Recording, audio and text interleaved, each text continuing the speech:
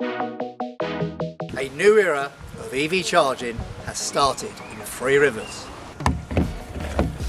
I'm here in the Henbury Way Car Park in South Oxhey, a site run by Three Rivers. Our new first EV charging points, one of 50 across Three Rivers, that we're installing using government and Three Rivers money to help decarbonise our area as fossil fuel vehicles are phased out.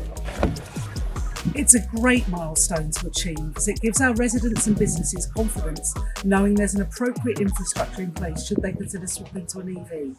This will help us clean our air and help us reach our net zero targets.